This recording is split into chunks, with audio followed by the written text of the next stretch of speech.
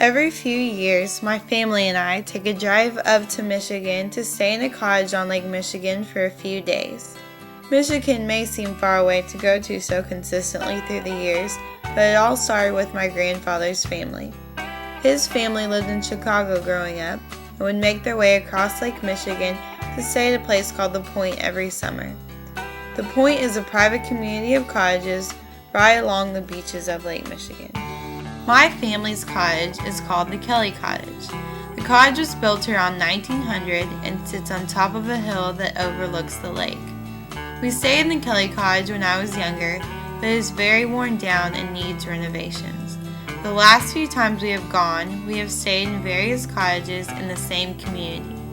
The older cottages are very quaint and cozy, but the newer ones get larger and more elaborate as the years go on. My family and I always partake in the same activities every time we go to Michigan. Of course, we always go swim in the lake and play on the beach.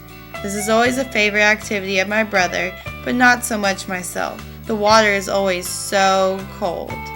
We also go on long bike rides through the beautiful countryside. During the bike rides, we usually pass a couple of towns and many different crops.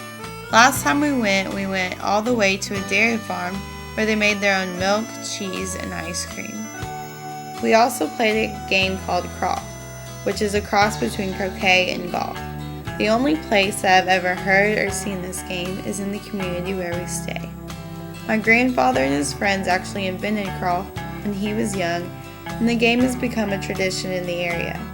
The Croft course runs throughout the community. The ball that is played with is a little larger and heavier than a golf ball. The club is a cross between a croquet club and a golf club. You tee off from a box of sand, and the distance between the tee and the hole is much closer than in golf. There are 18 holes in all. It is a pretty simple game that is easy to learn once you have played. The Point is named after a lighthouse nearby called Little Point Sable.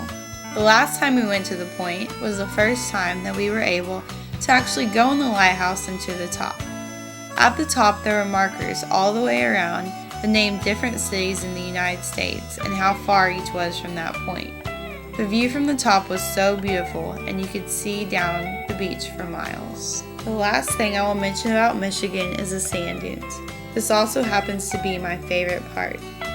These dunes are not like what you would see near the Gulf Coast.